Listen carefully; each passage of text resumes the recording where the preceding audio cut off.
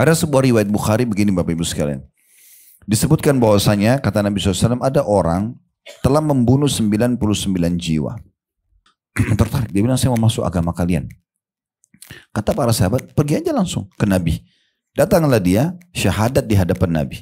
Kata Nabi SAW, Allah mendekatkan jarak tempat yang dia mau pergi, yang dia mau taubat itu, 1 jengkal, dan berarti dia lebih jauh dari tempat yang dia maksiat 1 jengkal. Karena itu malaikat rahmah mengambilnya.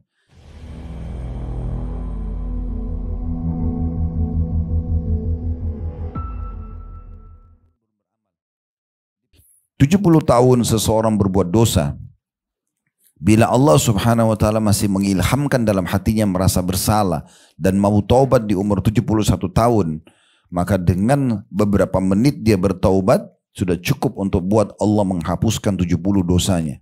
Ini jangan disia-siakan. Kenapa justru masih tetap lalai dan seakan-akan oh gampang nanti dan seterusnya, padahal bisa saja dia meninggal sebelum taubat. Mohon maaf memang saya agak batuk jadi bisa dimaklumi. Ada sebuah riwayat Bukhari begini Bapak Ibu sekalian. Disebutkan bahwasanya kata Nabi SAW ada orang telah membunuh 99 jiwa. Dia datang kepada seorang abid, ahli ibadah tapi nggak punya ilmu agama. Lalu dia bilang, saya sudah membunuh 99 jiwa. Kira-kira masih diterima nggak tobat saya? Kata orang abid ini, dia suka ibadah tapi nggak punya ilmu agama. Dia mengatakan, bagaimana bisa Allah mengampuni kamu? 99 orang kamu sudah bunuh.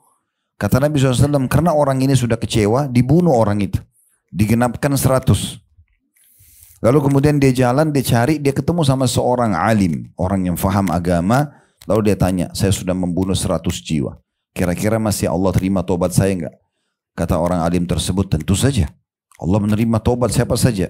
Tentu kita insya Allah tidak akan membunuh 100 jiwa. Ini contoh orang ini sudah melakukan pelanggaran sangat besar. 100 orang sudah dibunuh. Lalu orang alim mengatakan tentu saja Allah akan menerima taubatmu.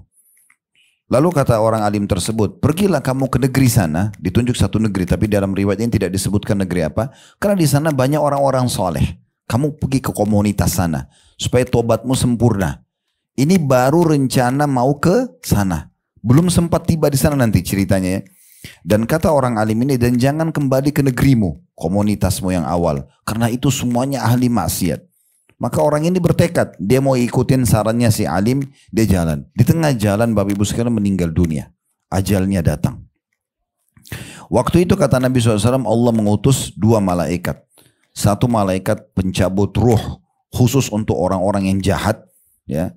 Ini malaikat penyiksa, biasanya membawa kain kafan dari neraka gitu ya. Dalam sebuah riwayat atau beberapa riwayat yang disebutkan. Yang 1 malaikat rahmat atau kasih sayang, yang biasa mencabut ruhnya orang-orang beriman. Lalu kemudian malaikat ini keduanya ini kata Nabi SAW bertikai, mereka berselisih pendapat. Bukan bertikai, berselisih pendapat ya. Yang satu mau cabut ruhnya, yang satu juga mau cabut ruhnya. Di tengah-tengah mereka bertikai atau berselisih pendapat kira-kira siapa yang cabut ruhnya. Yang malaikat penyiksa mengatakan orang ini belum taubat. Orang ini baru mau taubat. Dia berazam dalam dirinya bertekad mau taubat. Tapi belum sampai ke lokasi yang dia mau ibadah. Malaikat kasih sayang mengatakan dia sudah niat. Dia sudah bertekad. Walaupun belum sampai ke lokasi, belum banyak melakukan amal soleh. Dia sudah niat mau bertaubat. Maka di tengah-tengah itu kata Nabi SAW, Allah utus malaikat lain yang ketiga menengahi mereka. Kata malaikat yang ketiga, ukur jarak telapak kakinya, jejak kakinya orang ini. Kalau dia lebih dekat dengan negeri yang dia mau taubat, yang ambil dia malaikat kasih sayang. Kalau dia lebih dekat dengan negeri yang dia buat maksiat, maka malaikat penyiksa yang akan mengambilnya. Kata Nabi SAW, Allah mendekatkan jarak tempat yang dia mau pergi, yang dia mau taubat itu, 1 jengkal, dan berarti dia lebih jauh dari tempat yang dia maksiat 1 jengkal. Karena itu malaikat rahmah mengambilnya. Allah subhanahu wa ta'ala dari riwayat ini menerima taubat orang tersebut walaupun belum beramal sama sekali. Walaupun belum beramal. Di perang Khaybar, Bapak Ibu sekalian, ada kisah yang lain. Ada seorang Arab Badui. Dia menyaksikan peperangan kaum muslimin. Dia menyaksikan peperangan kaum muslimin. Dia terkagum-kagum melihat umat Islam pada saat itu bersama dengan Nabi SAW, para sahabat. Mereka kalau malam hari mengaji, sholat, mereka saling membantu. Yang ini masak, yang ini mengobati orang sakit. Mereka membaca Al-Quran, dan Al-Quran dalam bahasa Arab. Si Arab Badui ini faham apa yang dibaca. Dia kok tertarik banget dengan agama ini. Dia datang ke beberapa sahabat sambil mengatakan, agama apa kalian ini? Dijelaskan, kami adalah muslim, kami beriman kepada Allah. Allah itu pencipta alam semesta ini. Ada diutus kepada kami seorang rasul bernama Muhammad. Itu ada di depan orangnya. Ada turun kitab namanya Al-Quran. Diajarkan untuk bakti sama orang tua, jenguk orang sakit, dilarang berdusta, dilarang ini, dilarang itu. Tertarik, dia bilang saya mau masuk agama kalian. Kata para sahabat, pergi aja langsung ke Nabi. Datanglah dia, syahadat di hadapan Nabi. Dia masuk Islam. Waktu itu kebetulan Nabi Muhammad SAW lagi membagi-bagi harta rampasan perang. Karena dari 9 benteng Yahudi di Khaybar, itu pada saat itu kebetulan benteng pertama, seingat saya namanya benteng Naim, itu berhasil ditaklukkan oleh Nabi SAW. Jadi Nabi lagi bagi-bagi harta rampasan perang, Bapak Ibu sekalian. Waktu orang ini masuk Islam, kata Nabi SAW kepada sahabat yang sedang membagi-bagi harta rampasan perang, beri juga bagian orang ini. Karena dia masuk Islam bertepatan pembagian harta rampasan perang. Sahabat yang baru masuk Islam ini mengatakan begini, ya Rasulullah, saya masuk Islam bukan karena harta. Saya masuk Islam karena saya berharap mendapatkan apa yang sahabat-sahabat Anda inginkan.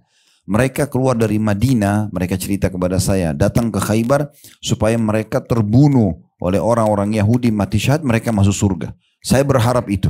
Saya tidak mau harta ini. Saya berharap, nah ini bahasa dia, sebelum saya sampaikan, ada sebab kenapa dia ucapkan ini ya. Jadi orang-orang Yahudi itu mereka takut menghadapi muslimin, Bapak Ibu sekalian. Ya, di sekarang pun berita-berita di Palestina itu mereka kebanyakan ya kasusnya membombardir muslim, tapi untuk bertemu langsung dengan muslimin itu mereka tidak berani umumnya. Dari dulu di zaman Nabi SAW gitu. Jadi yang mereka lakukan, mereka suka melempar anak panah yang sangat banyak dari dalam benteng mereka. Pada saat umat Islam sudah terdesak dengan anak panah itu, mereka buka pintu gerbang, mereka nyerang tiba-tiba lalu mereka kembali lagi. Begitu aja cara perangnya. Harapannya umat Islam tidak berhasil merebut benteng mereka. Nah orang ini sempat melihat dan dia mengatakan begini, ya Rasulullah, saya berharap anak-anak panah Yahudi yang banyak dilempar dari benteng mereka itu kena di sini. Dia tunjuk dadanya sebelah kiri, tembus di sini. Dia tunjuk di belakang agar saya mati syahid masuk surga. Nabi SAW cuma bilang, Allah akan kasih kamu kalau kamu jujur.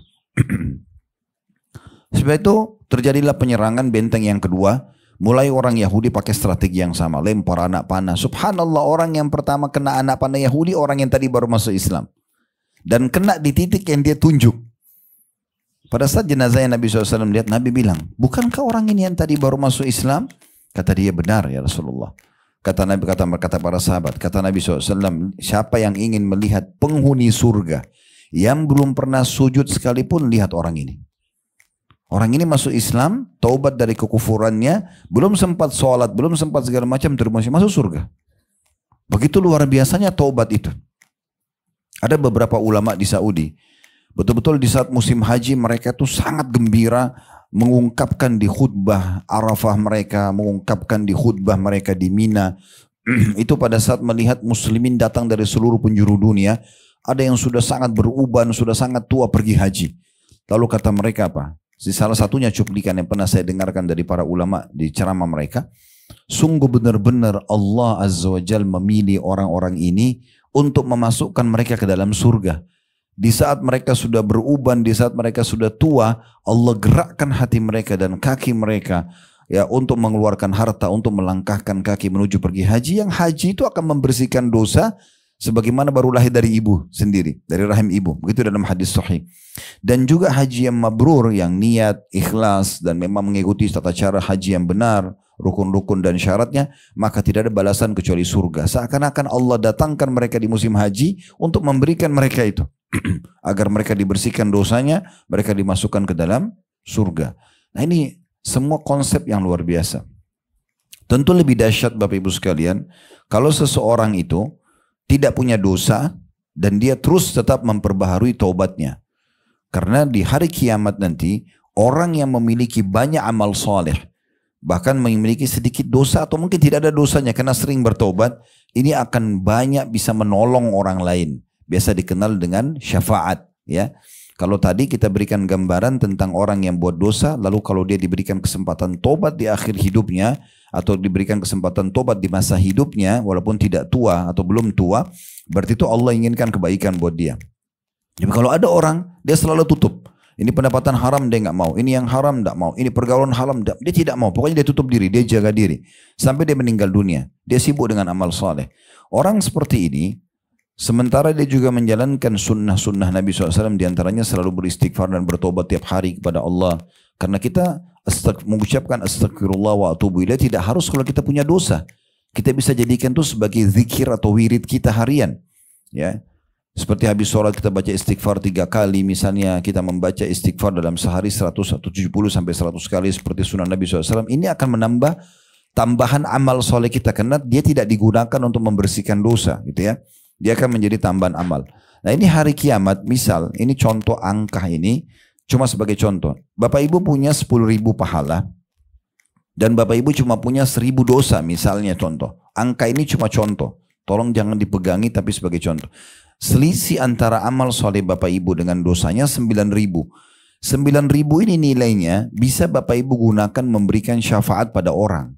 Bukan dibagi-bagi, tapi nilainya bisa. Misalnya ibunya Bapak atau ibunya Ibu butuh 1.000 untuk masuk ke surga. Anda bilang, ya Allah saya kasih aja ibu saya 1.000 nilainya. Bukan diambil kita punya 1.000 dikasih ke dia.